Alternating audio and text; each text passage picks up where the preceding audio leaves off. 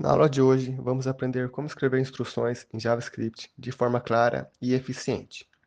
Você vai entender quando usar ponto e vírgula, como o console.log exibe mensagens no console e verá os principais elementos da sintaxe, como valores, variáveis e operadores e expressões. No JavaScript, você tem duas opções para declarar instruções. Você pode terminar com ponto e vírgula ou simplesmente pular para a próxima linha. Por exemplo, você pode declarar uma variável var idade e não usar o ponto e vírgula, o JavaScript vai entender normal, ou seja, o uso é facultativo, exceto quando você coloca variáveis instruções na mesma linha.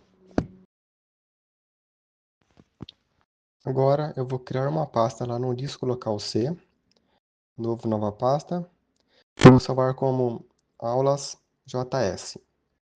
E dentro da pasta eu vou criar outra pasta, aula02. Vou dar Enter, salvar. E no caminho eu vou digitar cmd. Daí para mim abrir o Visual Studio Code, eu vou digitar code espaço ponto. Aí já vai abrir meu Visual Studio Code. Aí eu vou criar o primeiro projeto. Vou dar Ctrl S, salvar como programa.js. Pronto, salvou.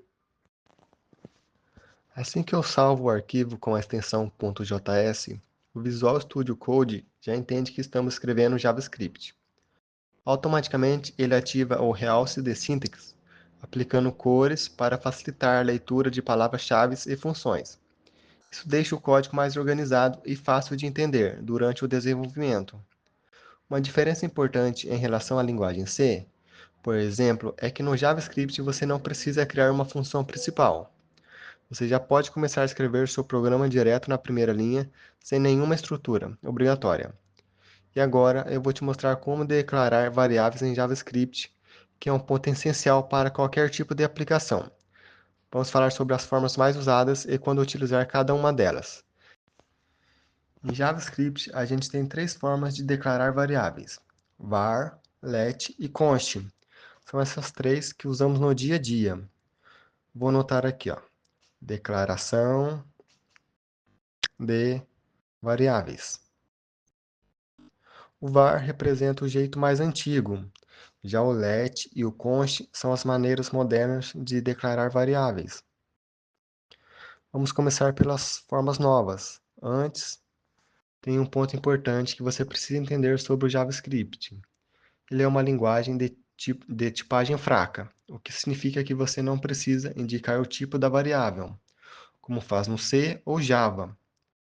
Linguagem como o C, por exemplo, para declarar um número inteiro, você usaria algo como int idade igual a 25. Ou seja, você informa primeiro o tipo, depois o nome da variável e por fim o valor. No JavaScript, isso é bem mais simples. Você só escreve o nome da variável e o valor, sem precisar dizer se é inteiro, texto ou nada disso.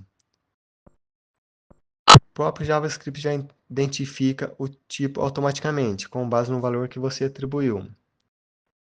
Por exemplo, let idade igual a 5. Ele já vai entender que 5 é um número inteiro. Ou let nome igual a Douglas, já vai entender que Douglas é uma string. Agora, se eu quiser declarar uma constante, basta eu colocar aqui um const. É um valor que nunca muda, então eu posso colocar aqui a palavra-chave const.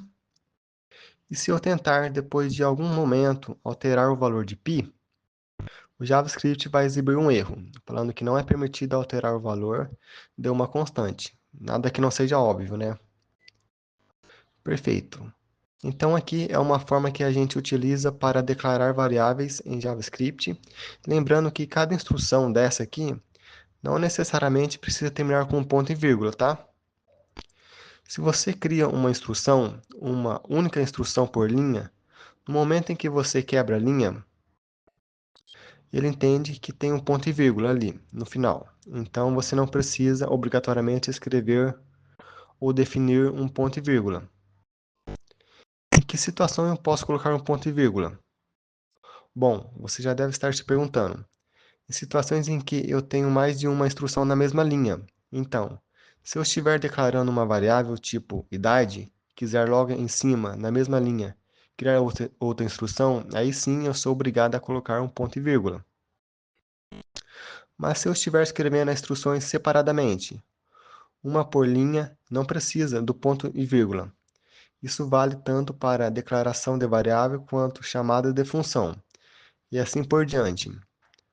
Mostrei para vocês o let, como que funciona o var, que era usado antigamente no JavaScript, lá nos primórdios, desde a da época de 1990, que é a versão mais recente. Era utilizada a declaração de variáveis somente com essa palavra-chave aqui, var. Lembrando que em JavaScript, se você quiser comentar uma linha, você pode colocar a barra barra igual em C, ou se quiser comentar múltiplas linhas, é igual no Java também, barra asterisco e fecha com asterisco barra. Voltando aqui ao var, você pode declarar uma variável, por exemplo, var idade 5, do mesmo jeito. Porém, observe que não existia a ideia de constante nessa época. Então, isso gerava alguns problemas no código, até problemas semânticos. Por exemplo, o programador queria definir uma constante π usando var, mas em algum momento o código acidentalmente ele ia lá e alterava o valor. Só que não podia, né? De acordo com a lógica do programa, esse valor tinha que ser fixo. Isso acabava tornando o JavaScript uma linguagem, na época, um pouco problemática para esse tipo de uso com constante. Por isso, o var foi sendo deixado de lado para dar lugar ao let e ao const, introduzidos na nova versão da linguagem. Outro exemplo no var é que todas as variáveis que você declarava fora de função em JavaScript, por exemplo, var idade, var nome, se fossem usadas dentro da função ou em qualquer outro lugar, essas variáveis tinham visibilidade global, independente se a variável estava dentro de uma função ou de um bloco condicional. Ela era global. Isso também dificultava a programação, porque não havia uma checagem clara de escopo das variáveis. Logo, esse tipo de padrão de declaração foi descartado. Um comando que permite a exibição de um valor, de uma string, de um valor de variável na saída padrão, que é o monitor, no JavaScript é o console.log. Por que tem esse nome, console? Porque o navegador, como vocês conhecem, tem aquela opção de inspeção de código. Dentro da inspeção de código, como eu vou mostrar aqui, esse aqui ó, é o console. O console, essa é a parte do navegador que funciona como a saída padrão do navegador. Logo, quando a gente chama a função console.log, é como se fosse o printf na linguagem C ou system.out.println na linguagem Java. Ele printa algo na saída padrão. Então eu vou colocar aqui, ó, olá mundo. Se eu salvar esse programa em JavaScript e rodar, seja no meu terminal com o Node ou no navegador, ele vai mostrar isso aqui na saída. No terminal eu digito node espaço programa.js. E olha o que aconteceu. Ele se comporta como um print. Eu posso passar uma string, posso passar também uma variável para o console log. Posso também fazer uma concatenação de variáveis, lembrando que quando estamos trabalhando com string, o JavaScript ela se comporta igual na linguagem Java. Ou seja, eu posso fazer a concatenação de valores e de string. No caso, eu vou colocar olá mais nome mais sua idade mais idade. Depois, ali no terminal, Eu vou digitar novamente.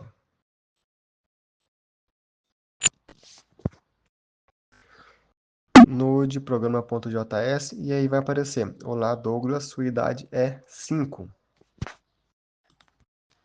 A função console.log é muito utilizada para esse tipo de situação. Quando eu quero depurar o código, quando eu quero mostrar o valor que está dentro de uma variável, ou até mesmo quando quero marcar um ponto no código. Por exemplo, para indicar assim, meu código chegou até aqui. E aí, no meio de várias instruções, você consegue saber se o código passou por aquele trecho ou não.